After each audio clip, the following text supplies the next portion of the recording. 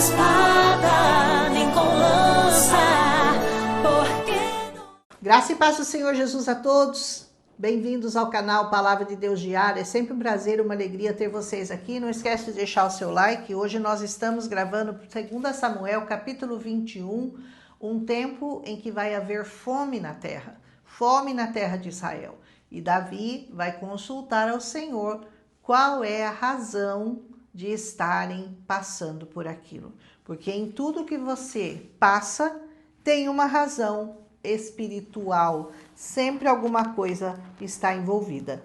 Então, ele ao consultar o Senhor para saber o que estava acontecendo, porque 3 anos de fome, 3 anos sem colheita, e ele diz que era por causa da casa sanguinária de Saul, que havia matado os gibeonitas. Versículo 1, aqui nós precisamos nos lembrar, e você deve, se você me acompanha, você já viu essa história, que quando os gibeonitas foram falar com o povo de Israel, eles chegaram com aquela mentira que eles eram de uma terra distante e que eles estavam com o sapato estava roto, as roupas rasgadas, o pão seco, e eles enganaram os israelitas. E antes que eles pudessem consultar ao Senhor, porque não o consultaram, fizeram uma aliança, um pacto com os gibeonitas. E esse pacto, uma vez que é feito, ele não pode ser quebrado.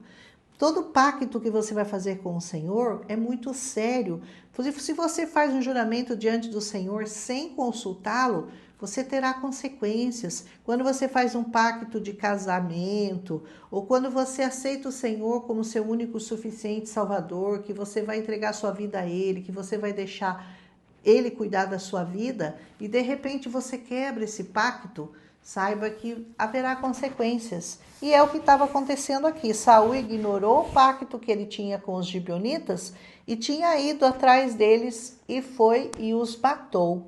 Então Davi vai conversar com eles para saber o que poderia ser feito, o que poderiam fazer para dirimir ou para acabar, corrigir esse mal que estava trazendo a quebra desse pacto com o povo.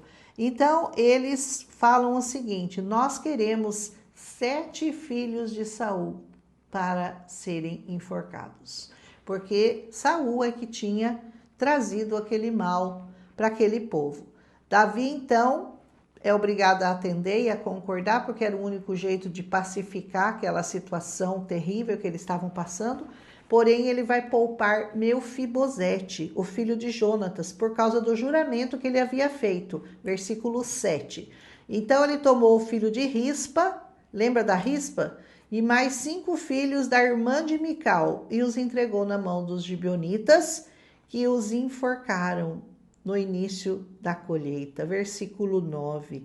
Ou seja, o plantio de Saul custara a ele essa terrível colheita de sangue entre os descendentes dele. Coisa triste. A Rispa, quando fica sabendo e quando ela vai lá ver isso que aconteceu, ela cobre os corpos deles e fica assim abanando. Com um pano, ela pega um pano e fica abanando para que as aves do céu não comessem os corpos dos filhos dela, até que viesse a chuva sobre eles. Versículo 10. Uma mãe que estava ali cuidando do corpo dos filhos dela. Davi, então, manda buscar os ossos de Saul e de Jonatas, porque haviam sido furtados pelos próprios israelitas quando os filisteus os penduraram lá nos muros de Bet-San, após ferirem-nos em Gilgal. Então, ele pede para que o corpo deles seja trazido para ser enterrado com dignidade no lugar certo. Versículo 12. E dali ele fez subir os ossos de Saul e de Jonatas junto com o dos enforcados. Então, ele deu um enterro digno não só para aqueles filhos, mas também para o próprio Saul e para o próprio Jonatas. Versículo 13. E os entreviaram na terra de Benjamim, na sepultura, os enterraram na terra de Benjamim, na sepultura do pai de Davi. Depois disso, Deus se aplacou a ira de Deus sobre a terra. Versículo 14. O que você nota? Que o que aplaca a ira de Deus é sempre o sangue de justiça. Sangue de justos aplaca a ira de Deus. Por isso que a ira do Senhor sobre Jesus, por meio do sangue dele, aplaca a ira dele sobre nós. Entenda isso nesse capítulo. Depois, com relação às outras guerras, os filisteus voltam a pelejar contra Israel. Isso a gente vai ouvir a Bíblia toda, né? E Davi e seus servos lutaram até se cansar. Conta aqui nesse capítulo, versículo 25. Pelejaram contra Isbi e Benote, que era um dos filhos do gigante Golias. Lembra do Golias que o Davi matou? E cuja lança pesava 300 ciclos de cobre? Esse tentou ferir a Davi, mas Abissai o socorreu e matou o filisteu. Esse incidente quase fatal contra o Davi fez com que os israelitas não permitissem mais que Davi fosse com eles à guerra, para que a lâmpada de Israel não se apagasse. Versículo 17, ele fala, não, Davi, você não pode ir com a gente, porque ele poderia ter morrido. Então, na opinião deles, se Davi morresse, a lâmpada de Israel se apagaria. Então, eles não permitiram mais que Davi fosse à guerra com eles. Também houve guerra contra Gobe, Sibecai, e conseguiu matar Asaf, outro filho do mesmo gigante, o outro filho do gigante. Versículo 18.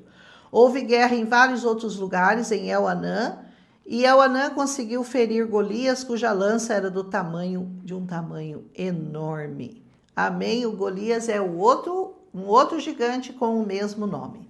Também houve guerra em Gate, e a palavra narra que um homem de lá tinha 6 dedos em cada mão e 6 em cada pé. Versículo 30. Olha que coisa impressionante, né? Devia ser um gigante muito grande. Que mais?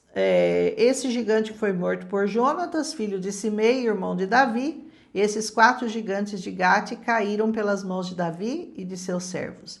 Pior do que os gigantes que Davi enfrentou, existe um gigante maior. É um que nenhum homem pode driblar, e esse gigante é a morte.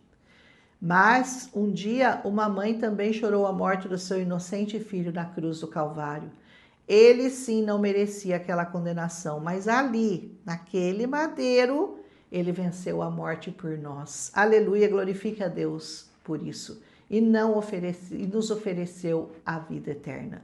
Você quer que todas as maldições hereditárias, como no caso dessa do Saul, sejam quebradas na sua vida? Então saiba que o poder da redenção, o poder da vida, o poder que nos torna filhos e, portanto, herdeiros da vida eterna, está em Cristo Jesus. E Ele quer que você o aceite hoje, já, agora. Amém? Mas aceitá-lo não só como Salvador, mas como Senhor da sua vida. Porque antes dele ser seu Salvador, ele vai ter que ser o seu Senhor, ele vai ter que dominar a sua vida. O seu sim a ele vai determinar o seu presente, seu passado, principalmente o seu futuro e a vida eterna que está escondida nele. Aceite-o e receba-o hoje como presente. Então não espere que as maldições dos seus antepassados, porque a palavra diz que o Senhor visita até a 3ª e 4ª geração daqueles que o aborrecem e faz misericórdia até 1000 daqueles que o amam e guardam a sua palavra.